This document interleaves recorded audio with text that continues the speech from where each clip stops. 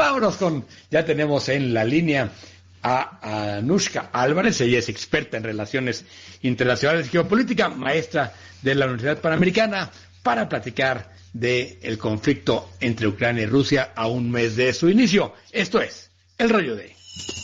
Menos bla bla bla y más realidad. El Rollo de... Anushka Álvarez, muchas gracias. Qué gusto tenerte en el programa. ¿Cómo estás? Buenos días. Muy buenos días. Muchísimas gracias por la invitación. Es un gusto estar aquí con vosotros, con ustedes, esta mañana. Gracias. Oye, a un mes del conflicto, pues, y lo digo sinceramente, todos habríamos apostado que iba a ser una guerra rápida, una incursión por la diferencia de tamaño del ejército entre una y otra nación, por la decisión de Occidente de no meterse en esa guerra. Todos esperábamos que iba a ser cuestión de días, una semana, 10 días máximo. Sin embargo, llevamos un mes y Rusia no ha podido tomar control de Ucrania. ¿A qué atribuyes tú esta resistencia ucraniana? Sí, creo que esa ha sido una de las grandes sorpresas de este conflicto, como bien dices, ¿no? Porque además la invasión sorprendió a todo el mundo. Sí se pensaba que a lo mejor Rusia iba a hacer una pequeña incursión en el este, pero no a gran escala en todo el país. Y bueno, lo que estamos viendo es que efectivamente la campaña militar rusa está siendo mucho más débil. Se están encontrando con problemas de abastecimiento, con problemas estratégicos y con mucha mayor resistencia por parte de los ucranianos de lo que se había pensado. Sí, el objetivo de conquistar, ¿no?, entre comillas, Ucrania en pocos días de Putin, desde luego no se ha cumplido. La pregunta es, claro, ¿por qué? Por un lado, bueno, y además hay que tener en cuenta, por cierto, que el ejército ruso o el despliegue militar ruso es al menos 4 veces superior al ucraniano. Estamos hablando de 900.000 tropas rusas en Ucrania contra 200.000 ucranianos. Lo que pasa es que, efectivamente, o sea, desde problemas incluso de abastecimiento de gasolina para los tanques, hemos visto imágenes de tanques abandonados en la campiña ucraniana, ¿no? Son parte del problema y Rusia por ahora se ha mantenido en una estrategia de lucha convencional, no ha hecho el despliegue total de su gran capacidad militar y además nos estamos encontrando con una resiliencia, una capacidad de resistencia por parte de los ucranianos que sorprende a todo el mundo. Que por cierto es algo que ya se veía desde el 2014, desde que Rusia hizo incursión en el este, pero todos los ucranianos que se han quedado en el país realmente han tomado las armas, a veces armas rudimentarias, están haciendo cócteles molotov, sus casas, hay una fortísima campaña además de comunicación por parte de Zelensky, ¿no?, y de los occidentales. Y bueno, es impresionante también ver el despliegue de la red social de apoyo civil. Todo el mundo está intentando apoyarse en Ucrania, entonces están resistiendo como leones, ¿no? Sí, ahora, el hecho de que Putin no haya logrado esta velocidad o ir con la efectividad que quisiera, ¿tiene que ver con la respuesta de Occidente a las sanciones económicas o es simplemente un mal cálculo que le puede costar internamente también a Putin? Yo creo que tienen razón los dos aspectos. Las sanciones económicas que estamos viendo no tienen precedentes, tienen por objetivo ahogar la campaña militar, ciertamente. Y estamos viendo ya una implosión de la economía rusa. Lo que pasa es que estas sanciones económicas todavía, por ejemplo, no están enfocadas en el sector energético, que es el que más daño haría a Rusia. Europa todos los días paga a Rusia entre 700 millones y 800 millones de euros por el abastecimiento de gas y petróleo. Pero bueno, las sanciones económicas van a tardar en surtir efectos realmente.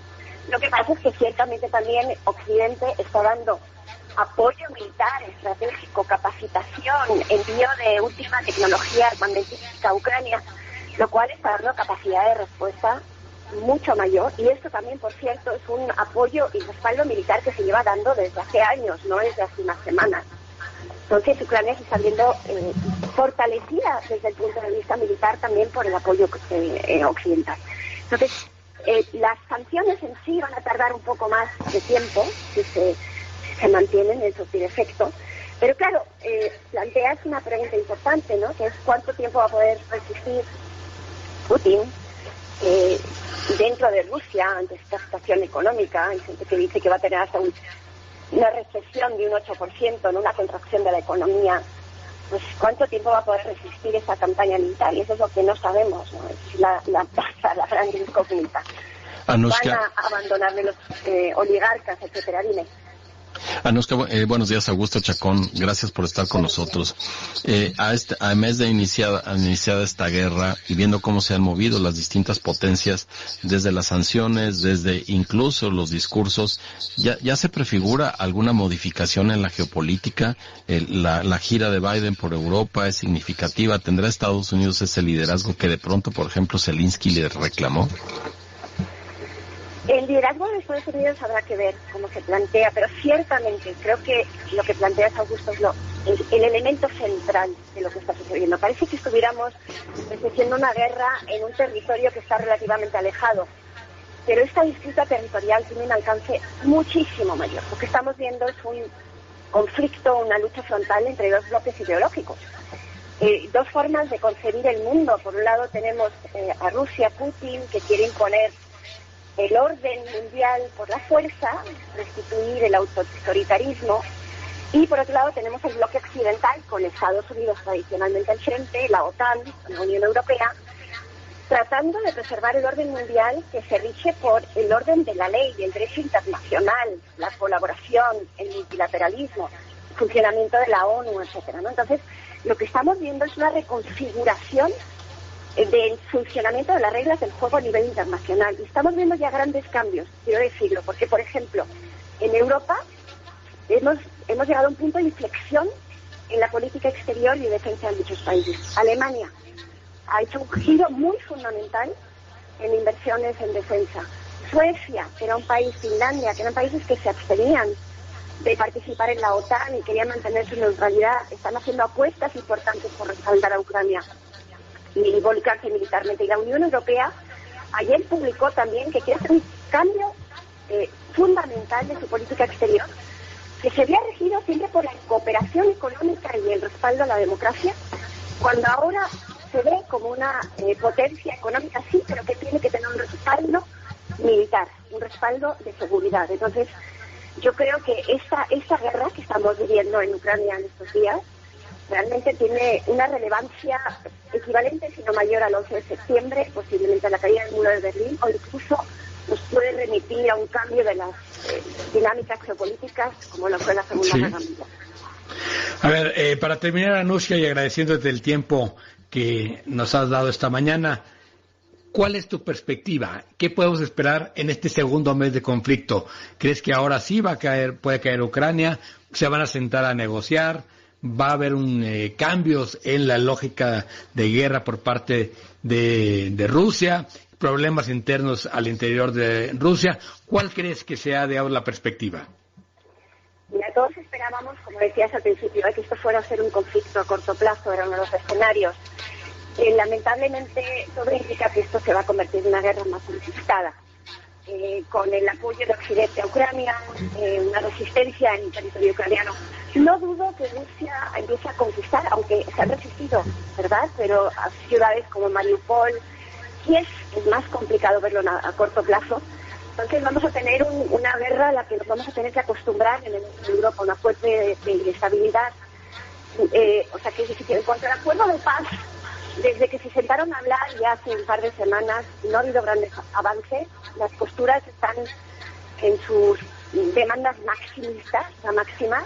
No hay punto de encuentro, o no hay mayor punto de encuentro. Entonces, a menos que haya un giro importante, esto no va a resolverse a corto plazo. Y la situación interna en Rusia en este momento es difícil de comprender, es curioso, es difícil de vislumbrar. Parece que Putin tiene un respaldo mucho mayor de lo que nos quisiéramos imaginar aquí en Occidente. Se presentó en un estadio con gente joven hace unos días y parecía una estrella del rock, ¿no? Más que un presidente. Entonces, sí, él lo que está haciendo es imponer realmente su autoridad de una forma mucho más estricta dentro del país. veo que hay un acto sorpresivo que nunca se puede descartar. Yo creo que Putin va a poderse sostener a medio y largo plazo. La gran pregunta, más bien, que hay que hacer es qué posturas asumen países como China y la India. Yo creo que ellos son, por ejemplo, si China interviene porque no le conviene esta instabilidad, o toma una postura más clara de apoyo a Rusia, o trata de mediar en el conflicto, ahí podríamos ver un cambio en la dinámica de la guerra. Pero China ha mantenido una postura de ambigüedad, tradicionalmente en política exterior, sí, ha sido bastante ajena, ¿no? Entonces sería un cambio cualitativo también importantísimo. Perfecto. Anushka Álvarez, experta en relaciones internacionales y geopolítica, maestra de la Universidad Panamericana, muchas gracias por estos minutos para decir las cosas. Mario, gracias por la invitación. Buen día a todos. Buen día. Buen día, muy interesante esto que nos plantea Anushka. Un mes ya de la guerra en Ucrania y no se ve una perspectiva clara, Augusto. No se ve para cuándo, y sí, que la verdad que buen panorama amplio, y no solo respecto a la guerra, sino a los efectos de esta en los reacomodos de las fuerzas políticas mundiales.